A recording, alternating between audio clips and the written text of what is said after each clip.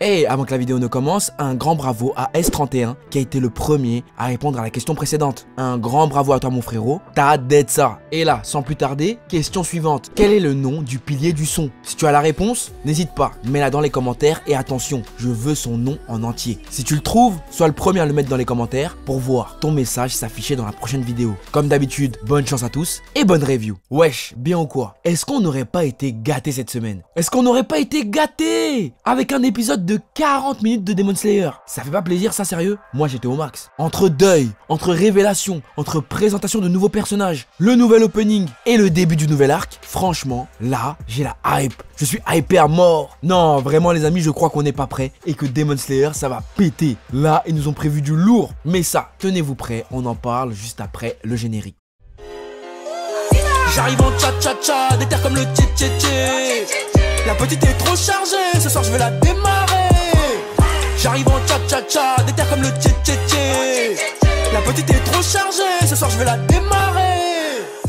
Ohio Midnight, ici Afro, j'espère que vous avez la pêche car c'est le feu. Bienvenue dans le bendo, dans le Bank si vous préférez. Et aujourd'hui on se retrouve pour la review de l'épisode 8 de la saison 2 de Demon Slayer. Disponible comme d'habitude à partir de 17 h sur le site de Wakanim. Comme d'habitude, et tu connais déjà, si tu apprécies les reviews ou le contenu sur Demon Slayer, n'hésite surtout pas à liker, à t'abonner et à activer la cloche. C'est très important, tu connais, c'est notre petit rituel à nous. Et surtout, si tu as des idées de vidéos concernant Demon Slayer, n'hésite surtout pas à me les mettre dans les commentaires. Si ton idée me plaît, j'en ferai une vidéo. Bref, parenthèse étant passée, passons maintenant si vous le voulez bien à la review de cet épisode 8 de la saison 2 de Demon Slayer, que l'on pourrait, sans trop se mouiller, diviser en 3 grandes parties. Premièrement, le deuil du pilier de la flamme, Rengoku Kyojuro. En effet, ce dernier ayant une famille, il était temps que l'on voit un peu l'envers du décor, mais surtout que Tanjiro transmette les derniers mots de Kyojuro Rengoku à sa famille. Et encore une fois, la manière dont Ufotable arrive à retransmettre les émotions des personnages grâce aux OST et aux seiyuu est tout bonnement prodigieuse. Parce que comme je te l'ai expliqué durant les précédentes reviews, nous avons été touchés par Rengoku. Encore plus que dans le film, car Ufotable a rajouté un épisode en plus et a étalé le film du train de l'infini sur 7 épisodes. Le temps que l'on puisse digérer le personnage, s'en imprégner et surtout voir à quel point il était puissant. Car tenir tête à la lune numéro 3 n'est pas donné à n'importe quel pilier. Mais ça, vous le saurez bien assez tôt. Mais en attendant, une chose est sûre, le personnage de Kyojuro Rengoku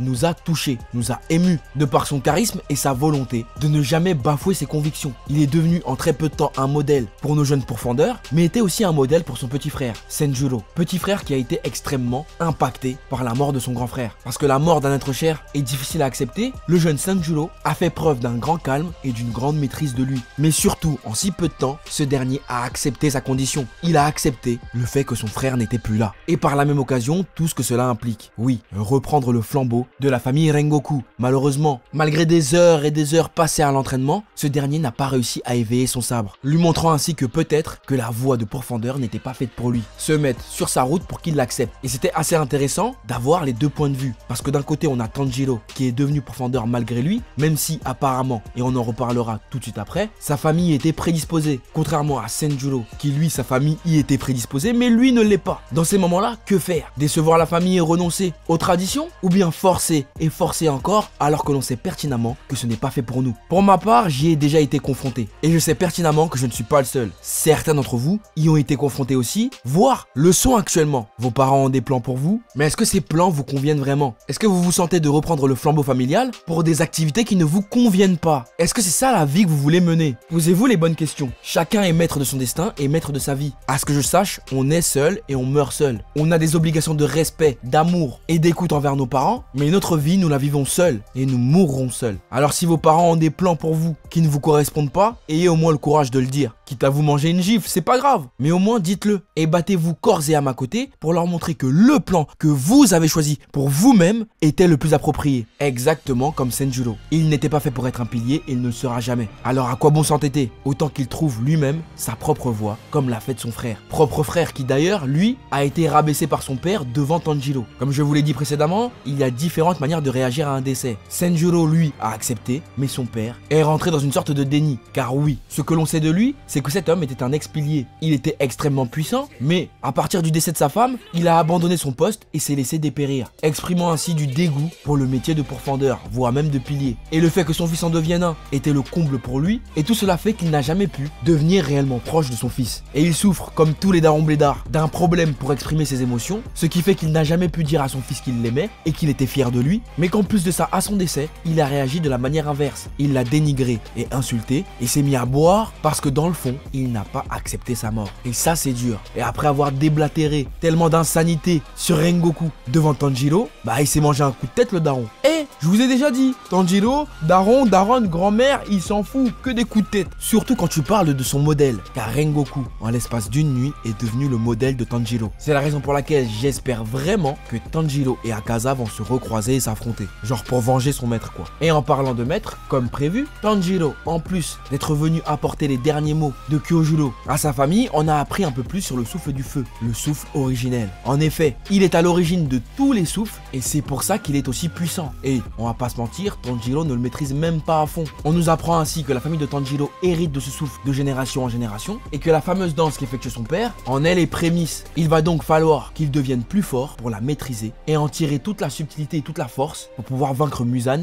et ses démons. Parce que oui, Muzan, c'est un autre niveau. Car, souvenez-vous, on a vu Muzan Jackson, ça tout le monde s'en souvient, dans une ruelle, Billie Jean, tout ça, oui. On a vu Muzan en femme, on sait pas d'où il sort, mais il était en femme. Et là maintenant on voit quoi? Muzan enfant? Mais ça je crois que c'est le pire des Muzan, clairement, sans te mentir, c'est le pire. Parce que son seiyuu il a une voix tellement imposante que tu te dis même pas que c'est un enfant. Et même, je me demande bien quelle voix il a quand son père adoptif vient le voir. Car oui, le Muzan de cet arc est un enfant adopté par une personne extrêmement riche qui a pour but de le délivrer de son mal. Car il est au courant que l'enfant ne peut pas sortir en plein jour. Et quand Akaza vient le voir, c'est plus un enfant, hein, c'est une entité démoniaque qui apparaît. Akaza. Akaza. Akaza. Et quand il a fait ça là, même moi je me suis chié dessus. Même Akaza, il s'est dit, bon, vas-y, j'ai fait une bonne action, j'ai niqué un pilier, donc tonton Muzan, mets-moi bien, tu vois, mets-moi un truc, donne-moi du sang, viens on se met bien. Et là il lui a dit quoi? Moi je veux que tu niques tous les piliers, pas juste un. Et en plus, t'en as niqué un, mais t'en as laissé 3 autres en vie, qui est totalement vrai. Mais souvenez-vous, on a vu Akaza à l'œuvre, on a vu à quel point Rengoku il a galéré. Et regardez là Akaza, Muzan il l'a fait pisser le sang, il a même pas bougé. Il a même pas bougé, regardez son livre. C'est incroyable. C'est là où tu te rends compte de la force du bout. Tellement il a semé Akaza, il a pété l'épée de Tanjiro. C'est pour te dire, là Muzan il rigole plus. Je sens que ça le saoule. Ça fait 2 fois ses petits ils font pas leur taf. Donc là, peut-être un jour il va aller lui-même. Oui, il va aller lui-même régler ça je pense. En tout cas j'ai hâte de voir le chef des piliers se tape. J'espère il se tape bien. J'espère il a au moins le souffle de l'espace ou le souffle de la lune, je sais pas. Mais il faut qu'il fasse un truc stylé. En tout cas, soyez sans crainte. Nos héros se sont entraînés pendant 4 mois afin d'améliorer leurs capacités. La mort de Rengoku a été un coup dur énorme pour eux. Et ils sont prêts à devenir sans pitié avec leur futur adversaire. De plus, fait intéressant la nouvelle combinaison Nezuko Tanjiro qui tue les démons ensemble, c'est un peu de la triche parce que les autres quand même, même Inosuke et Zenitsu la tapette. Et attention, quand je dis tapette, je dis la pleureuse, hein. Attention parce que vous connaissez vous aimez bien remixer ce qu'on dit. Eh bien il va en mission solo. Donc voilà, ces derniers sont fin prêts à rencontrer Tengen Uzui, le pilier du son, le ninja. Celui-ci étant venu récupérer des femmes pour sa nouvelle mission au quartier des plaisirs, est tombé sur Tanjiro, Inosuke et Zenitsu. Ces derniers ont pris la place des femmes qu'il voulait choisir afin de l'accompagner dans ce nouvel arc qui nous attend, le quartier des plaisirs. Ça veut tout dire, le quartier des plaisirs, ça veut dire quoi? Il y aura de la femme, il y aura de la chair. Oui, vous allez péter vos jogging, bande de dégueulasses. Je sais déjà, ceux qui regardent des hentai là. Vous avez même pas honte. Dieu vous voit remonter vos pantalons. Déjà vous avez vu Tengen il a mis une claque sur les fesses de la petite là. Vous avez dit hé Tengen, arrêtez ça tout de suite hein. Moi je vous ai à l'œil. Enfin bref, en tout cas le nouvel arc commence avec un nouvel opening. L'opening qui est largement mieux que l'ancien. On va pas se mentir, même s'il reste dans le même délire. Mais il est mieux. Je dis pas que je vais le pull up à chaque fois. Je vais pas du tout le pull up même. Mais il est mieux. Il y a plein de foreshadowing dedans que je ne vais pas citer, que je vais vous laisser découvrir. Donc préparez-vous, prévenez vos potes. Dites ça à toute votre famille, je sais pas hein. Mais regardez Demon Slayer là, vous allez kiffer. Enfin bref. Là tout de suite c'est l'heure des notes. Moi je vais mettre la note de 8 sur 10 à cet épisode. Il n'y avait pas grand chose mais c'était quand même bien. J'ai trouvé le rythme parfait. En plus un épisode de 40 minutes ça se fait pas souvent. Donc moi je valide. Et toi qu'est-ce que tu en penses? Qu'est-ce que tu as pensé de Tengen? Qu'est-ce que tu as pensé de la partie chez les Rengoku? Dis-moi ton avis frérot Surette, ça m'intéresse de ouf comme d'habitude, tu connais. C'est notre petit moment à deux, donc n'hésite pas. Dis-moi tout, ça m'intéresse. Bref, sur ce c'est la fin de cette vidéo. J'espère qu'elle t'aura plu. N'hésite pas à mettre un gros pouce bleu si tu l'as apprécié. Abonne-toi à la chaîne et rejoins la famille frérot Surette, c'est important. Suis-moi sur les réseaux réseaux sociaux, Facebook, Twitter, Instagram et TikTok pour ne rien louper de l'actu de la chaîne. N'oublie pas que tu peux me suivre sur ma chaîne musique. Tous les openings et endings de la chaîne sont dessus. Et le lien est dans la description. Et quant à moi, je te dis à très vite sur cette chaîne pour de nouveaux contenus. Sayonara frérot et sœurette. Bisous. Mouah. Le palace, finiront loose day comme Dallas. Pour la chou fonce day, mais je suis serein, je vais les fumer, j'aime les famas. On veut la mansion, le palace, finiront loose day comme Dallas. Pour la chou fonce day, mais je suis serein, je vais les fumer, j'aime les famas. Ça parle de gros cul, de gros chèques, de gros pètes. Découper les forts, refaire la machette. Je veux pas la bougie, moi je veux la ratchet.